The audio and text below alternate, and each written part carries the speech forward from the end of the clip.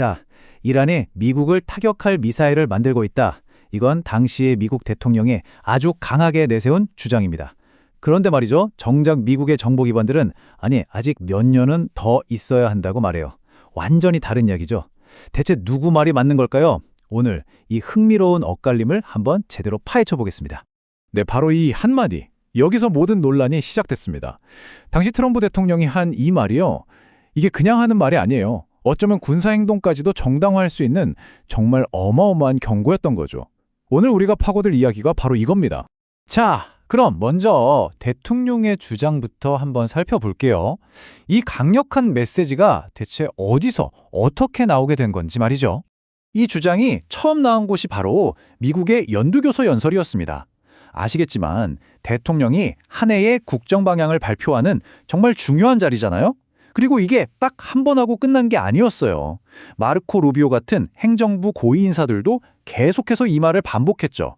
이건 우리 정부의 공식 입장이다 하고 못을 박은 겁니다. 자, 그럼 이제 판을 한번 뒤집어 볼까요? 현장에서 직접 데이터를 만지는 미국의 정보기관들은 과연 이걸 어떻게 보고 있었을까요? 여기서부터 이야기가 정말 180도 달라집니다. 대통령의 주장과는 완전히 정반대의 그림을 그리고 있었거든요. 바로 이겁니다. 이 한 장에 모든 게 담겨 있죠. 자, 왼쪽은 이란이 지금 당장 미국을 때릴 수 있는 미사일을 만들고 있다는 행정부의 주장이에요. 한마디로 즉각적인 위협이라는 거죠. 근데 오른쪽을 보세요. 정보기관들은 뭐라고 하나요? 그거 과장입니다. 실제로 위협이 되려면 아직 한창 멀었어요. 이렇게 딱 선을 긋고 있는 겁니다. 바로 이 지점이 정말 중요합니다. 이게 그냥 미사일 사거리가 몇 킬로냐 하는 단순한 기술 논쟁이 아니거든요. 이 정보의 차이가 뭘 의미하냐면요. 바로 전쟁을 해야 하나 말아야 하나 하는 그 명분 자체를 흔들어 버릴 수 있다는 겁니다. 누구 말을 믿느냐에 따라 한 나라의 운명이 바뀔 수도 있는 정말 심각한 문제인 거죠. 좋습니다. 이제 주장과 평가, 이런 말들은 잠시 접어두고 한번 객관적인 숫자를 들여다보죠. 뭐니 해도 숫자는 거짓말을 안 하잖아요? 자, 첫 번째 숫자 3,000km. 이게 미 의회 조사국이 밝힌 이란의 최신 미사일이 날아갈 수 있는 최대 거리입니다. 딱 3,000km라는 거죠. 그런데 말이죠. 이란에서 미국 본토까지 거리가 얼마나 될까요? 무려 10,000km가 넘습니다. 지금 보시는 것처럼 3,000km랑 10,000km. 이 둘 사이에 얼마나 엄청난 차이가 있는지 뭐 더 설명할 필요도 없죠? 그럼 미래에는 가능할까요? 정보기관들은 이것도 아직 한참 멀었다고 봐요. 심지어 다른 나라에서 기술을 막 도와준다고 해도 미국까지 날아갈 수 있는 대륙간 탄도미사일, 즉 ICBM을 만들려면 빨라야 2034년쯤으로 보고 있습니다. 미 국방정보국은 더 보수적으로 봐서 군사적으로 쓸만한 수준이 되려면 2035년은 돼야 한다고 딱 잘라 말했죠. 결론은 뭐냐? 지금 당장의 위협이 아니라 최소 10년은 넘게 남은 미래의 일이라는 겁니다. 그리고 이 숫자들, 이게 그냥 어디서 나온 추측이 아닙니다.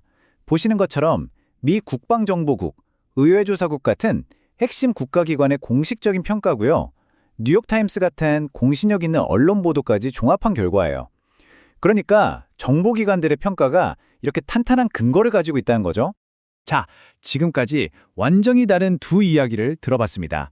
대통령의 주장, 그리고 정보기관의 평가. 그럼 이 엄청난 차이가 대체 왜 중요할까요? 이게 그냥 서류 위에서만 벌어지는 싸움이 아니라 실제 우리 현실에, 국제정세에 어떤 영향을 미치는지 지금부터 한번 살펴보겠습니다. 이 과정이 어떻게 흘러가는지 한번 볼까요? 자, 먼저 1단계. 큰일 났다. 당장 위협이 닥쳤다는 주장이 공개적으로 나옵니다. 그럼 2단계. 정보기관들이 데이터를 들고 와서 말하죠. 아니다. 그 위협은 아직 멀었다. 바로 여기서부터 3단계. 정책을 결정해야 하는 사람들은 엄청난 혼란에 빠집니다. 그리고 마지막 4단계. 결국 누구의 말을 믿을지 그 선택 하나가 전쟁이냐 평화냐 하는 중대한 결과를 낳게 되는 거죠. 결국 이 모든 이야기는 하나의 아주 근본적인 질문으로 돌아옵니다. 정치적인 리더의 주장과 차가운 데이터에 기반한 정보 전문가의 평가. 이 둘이 이렇게 정면으로 부딪힐 때 한 나라의 미래를 책임진 결정권자는 과연 무엇을 따라야 할까요? 여러분이라면 어떤 선택을 하시겠습니까?